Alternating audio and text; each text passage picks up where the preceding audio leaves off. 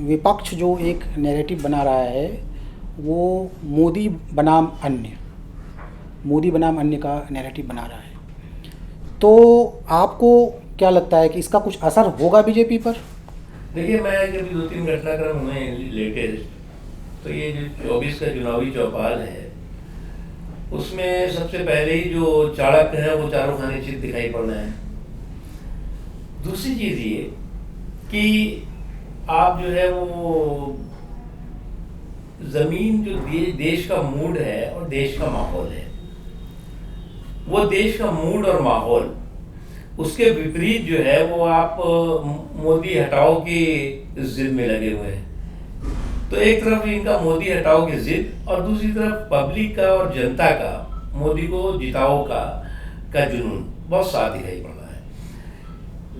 उसमें मैं विपक्ष स्ट्रांग होना चाहिए, ये किसी भी डेमोक्रेसी के लिए बहुत ज़रूरी है, लेकिन विपक्ष स्ट्रांग करने के लिए सरकार कुछ नहीं कर सकती, ये पब्लिक करेगी, जनता करेगी। और जनता के बीच में आपका पॉलिटिकल या राजनीतिक रूप से आपकी कितनी क्या सोच है और जनता में क्या उसका इम्पैक्ट और असर है। Congress party naturally national party है जो अपोजिशन में, ग्रैंड ओल्ड पार्टी है, सबसे पुरानी पार्टी है, लेकिन वो अगर उनका इतिहास देखें तो ज़रूर उनकी जो सियासी ज़मीन बंजर होगी, लेकिन अभी भी उनके हाथ में बेवफाई का खंजर है।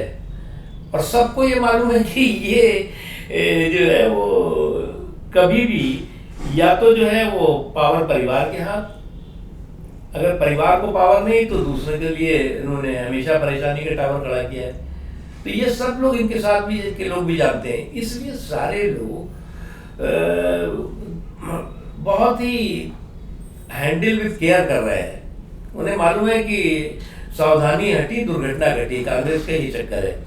इसलिए पहले यूनिटी नहीं है इनके अंदर, लीडरशिप नहीं है, एक नहीं लीडरशिप चाहिए। आपको ध्यान होगा बीजेपी जब भी मैदान में उतरी है पार्लियामेंट में, तो आपको अटल जी का पहला चुनाव देखिए, अटल जी के नेतृत्व में अटल जी देश के प्रधानमंत्री बनेंगे। जो 2004 में जिसमें चुनाव हमारे हैं वो भी अटल जी ही प्रधानमंत्री होंगे, ये था। उसके बाद हम 2009 लड़े तो उसमें अडवाणी जी प्रधानमंत्री प्रोजेक्ट करके हम लड़े। उसके बाद जो है वो 2014 में मोदी जी को प्रोजेक्ट करके हम चुनाव के मैदान में आए। अब इनके यहाँ तो लीडर मतलब 2 दर्जन से ज़्यादा तो प्राइम मिनिस्टर इन वेटिंग इनके बन गए हैं, और हर आदमी जो है वो कह रहा है कि हम दूल्हा हैं, आप हमारे साथ बाराती बन जाओ। जिस बाराती को वो ढूंढने जाते हैं वो बाराती कहता है जी मैं तो खुद ही दूल्हा हूँ, तुम्हारे साथ बाराती है, तुम हमारे साथ बाराती बन जाओ। तो ये जो इनका जो है कंफ्यूजन है वो बहुत साफ है। तो एक तो आपने बताया कि बीजेपी का जो स्ट्रांग पॉइंट है वो लीडरशिप क्लियर है, ठीक है, वो तो है। पहली बात ये कि उनका हौसला मजबूत करने के लिए तो हमें कुछ करना नहीं है, नहीं पस्त करने नहीं, इसीलिए बता रहे हैं। हौसला कमज़ोर करने के लिए उनके ही साथी हर शाख पे उल्लू बैठे हैं, अंजाम गुलिस्ता क्या होगा, तो उनके यहाँ तो उनके ही साथी सफिशिएंट है उनके हौसले को जो है वो पस्त करने के लिए। क्योंकि ये घर का जो घरौंदा होता है ना, तो घर के घरौंदे में ये जो घालमेल चल रहा है, परिवार की पार्टियां हैं, हर आदमी जो है वो उस परिवार के साथ जो है ज़्यादातर ऐसे हैं जो कि 90% जो कि जो है वो मैं नहीं तो मेरा बच्चा नहीं तो बच्ची नहीं तो भतीजा, ये इसी के इर्द गिर्द घूम रहा है इनका पूरा। पहला मौका है कि कोई कांग्रेस की बैसाखी की ज़रूरत नहीं है, सीधे जनादेश के आधार पर 2014 में 283, उसके बाद 2019 में जो है वो 303 से ज़्यादा सीटें मिली। तो ये एक और अब जो है वो जुगाड़ का देखिए सरकारें नहीं बनेंगी, मैं एक बार स्पष्ट कर दूँ, स्टेट में बन सकती है। अब जुगाड़ की सरकार के दिन लग चुके, अब स्पष्ट जनादेश की सरकार बनेगी। सिर्फ दिल्ली की बात कर रहे हैं या राज्यों में? अभी मैं दिल्ली की बात कर रहा हूँ। अच्छा। राज्य में भी देखिए आप, नहीं मैं इसमें कोई गुरेज की बात नहीं, आप राज्य में भी देखिए जो अभी लेटेस्ट आपने देखा, कर्नाटक हो, हिमाचल हो, नहीं लेटेस्ट महाराष्ट्र देख रहे हैं। महाराष्ट्र में तो जो है वो बिना जमीन के जमींदारी का झगड़ा है और कुछ नहीं है। तो ऐसा है कि यहाँ पर जो है उत्तर प्रदेश हुए चुनाव या जहाँ जहाँ भी हुए, आपने देखा कि अगर प्री पोल अलायंस है तो उसको उसको जनता ने पूर्ण बहुमत दिया या किसी एक पार्टी को दिया, मतलब उसमें कोई घालमेल की बहुत गुंजाइश रखी नहीं। ये अच्छा, मैं डेमोक्रेसी के लिए बहुत अच्छा मानता हूँ।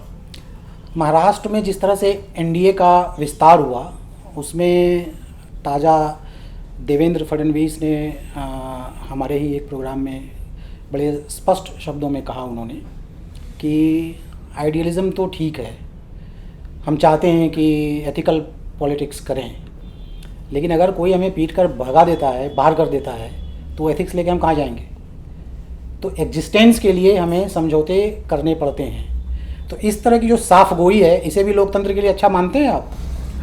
देखिए, मुझे लगता है कि कोई भी पॉलिटिकल पार्टी होगी और उस पॉलिटिकल पार्टी को ऐसी सर्कमस्टेंसेस में, जो सर्कमस्टेंसेस की इस वक्त आपने महाराष्ट्र के बताए, ऐसे सर्कमस्टेंसेस में अगर कुछ लोग और जुड़ने के लिए आ रहे हैं तो आप नो एंट्री का बोर्ड अपने ऑफिस में, अपने घर पे, अपने यहाँ नहीं लगा सकते।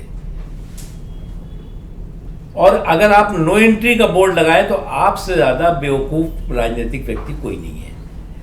तो बिहार जो है वो, इसलिए जो है वो और ये जो आज कई चीज़ें होती हैं कि भाई सब बहुत सैद्धांतिक, इससे सैद्धांतिक जो प्रतिबद्धता है बीजेपी की वो कहीं हिल नहीं रही है, कमज़ोर नहीं हो रही है। लेकिन अगर दूसरों के यहाँ भगदड़ मची हुई है तो उन्हें अपने घर को संभालना चाहिए। घर को संभालने के बजाय अगर आप बीजेपी पे जो है वो आरोप प्रत्यारोप करेंगे तो उससे कोई आपका लाभ होने वाला नहीं है। तो आपकी बातों से हम ये समझें कि बिहार में भी जेडीयू के लिए नो एंट्री का बोर्ड नहीं लगा है?